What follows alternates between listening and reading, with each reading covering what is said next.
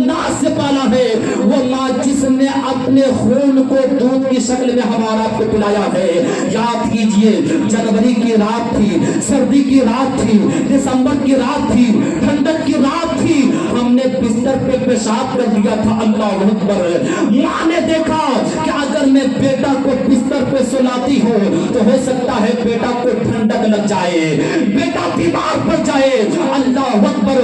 उस माँ ने हमारा आपको दिसंबर की रात में, जनवरी की रात में अपने सीने से लगाया है और उस गीले बिस्तर पे पूरी रात को गुजारा है। वो बाप जो हमसे बेपनाह मोहब्बत करता है, वो बाप जिसने हमारी जवानी को संवारने के लिए, हमें जवान करने के लिए अपनी जवानी को कुर्बान कर दी है। वो बाप जिसने जब हमने बर्थडे के मौके पर अपने बाप से कहा था कि बाबा जान मुझे साइकिल पसंद है, मुझे गाड़ी पसंद है, मुझे फला गिफ्ट पसंद है, बाप ने ये नहीं देखा कि इज्जत की नौकरी है या जिल्लत की नौकरी है, बल्कि बाप ने देखा कि मेरा लख्ते जिगर मुझसे कुछ तलब कर लिया है, मेरा लख्ते जिगर मुझसे कुछ डिमांड कर लिया है। बाप ने अपनी इज्जत को नहीं देखा, अपनी जिल्लत को नहीं देखा, बल्कि हमारे शौक को पूरा करने के लिए उसने नौकरियां की है, उसने इज्जत भी उठाई है, जिल्लत भी उठाई है। अल्लाह अकबर। मैदान क़यामत में आलम यह होगा, नबियों की ज़बान पर सदा जारी होगी, इज़हबू इला गैरी, इज़हबू इला गैरी, जाओ किसी और के पास, जाओ किसी और के पास। हजरत आदम कह रहे होंगे जाओ किसी और के पास, हजरत नूह कह रहे होंगे जाओ किसी और के पास, हजरत मूसा कह रहे होंगे मुझे अपनी पड़ी है, मुझे अपनी पड़ी है, जाओ किसी और के पास। अल्लाह के बंदे क़यामत के मंजर में, क़यामत के भयानक घड़ी में दर बदर की ठोकरें खा रहे होंगे, दर बदर की ठोकरें खा रहे होंगे, परेशान हाल होंगे कि अल्लाह का कोई ऐसा बंदा मिल जाए जो अल्लाह के कहर से हमें बचा ले, अल्लाह के गज़ब से हमें बचा ले। अल्लाह अकबर। अचानक इशारा होगा कि जाओ आमना के लाल की तरफ, जाओ अब्दुल्ला के लख्ते जिगर की तरफ, जाओ अल्लाह के हबीब की तरफ। जब सारे अल्लाह के बंदे अल्लाह के हबीब की बारगाह में जाएंगे, मुस्तफा जाने रहमत की बारगाह में जाएंगे, मदीने वाले आका की बारगाह में जाएंगे, हसनैन के नाना की बारगाह में जाएंगे, अली के मुर्तजा के ससुर की बारगाह में जाएंगे, तो मुस्तफा फरमाएंगे अना लहा, अना लहा। मेरे गुलामों, मैं तो इसी दिन के लिए हूँ, मैं तो इसी दिन के लिए हूँ। आला हज़रत फरमाते हैं शफाअत करे हश्र में जो रज़ा की, सेवा तेरे किसको, ये कुदरत मेरी है। रब्बे सल्लिम की सदाए गुनगुनाते जाएंगे, या रसूल अल्लाह आप रोते जाएंगे, हमको हंसाते जाएंगे। या रसूल अल्लाह आप रोते जाएंगे, हमको हंसाते जाएंगे।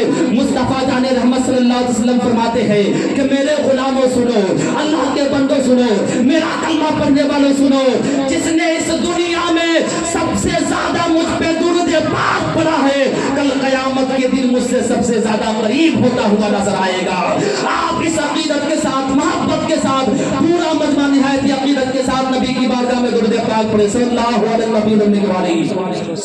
अलैहि वसल्लम, सलातुम व सलाम अलैका या रसूल अल्लाह सल्लल्लाहु तआला अलैहि वसल्लम। मैं यकीन के साथ कह रहा हूँ कि अल्हम्दुलिल्लाह यहाँ पर चाहने वालों की जमात है, मोहब्बत करने वालों की जमात है। अब्दुल सत्तार साहब पढ़ रहे थे, मैं खराब हो गया तो आप लोगों की आवाज़ बुलंद हो गई थी। मैंने उस वक्त नोटिस कर लिया था कि जब माइक की आवाज़ कम कर दी जाए तो इन चाहने वालों की आवाज़, आशिकों की आवाज़ बुलंद हो जाती है। मैंने कहा कि दुरूद पाक जब आप जोर से पढ़ेंगे ना तो यहाँ के दरो दीवार आपके लिए गवाह बन जाएंगे, दरो दीवार आपके लिए गवाह बन जाएंगे। गाड़ी को पास होने दें, एक दो आदमी खड़े हुए हैं, आप अपना इधर देखिए। जब नबी की महफिल में बैठे हुए हैं तो नबी की महफिल का आदब बजा लाइए। यहाँ से अच्छी जो कौन सी जगह है, वो गाड़ी वाले पास रहे हैं, वो अपना काम कर रहे हैं, आप अपना काम कीजिए, नजर को इधर कीजिए और मुलाहिजा फरमाइए। मैं कह रहा हूँ कि पूरा मजमा यहाँ से वहाँ तक निहायती बुलंद आवाज के साथ पढ़ें, बुलंद आवाज से आवाज आनी चाहिए। सल्लल्लाहु, जो भी दुरूद आपको याद है बुलंद आवाज से पढ़े, सल्लल्लाहु अलैहि सल्लल्लाहु ताला अलैहि वसल्लम। जब आप बेदार हो चुके हैं तो महफिल के ताल्लुक से, इसारे सवाब की महफिल है, डॉक्टर इकबाल ने कहा अमल से जिंदगी बनती है, जन्नत भी जहन्नम भी। पूरा मजा बोल दीजिए। अमल से जिंदगी बनती है, जन्नत भी जहन्नम भी।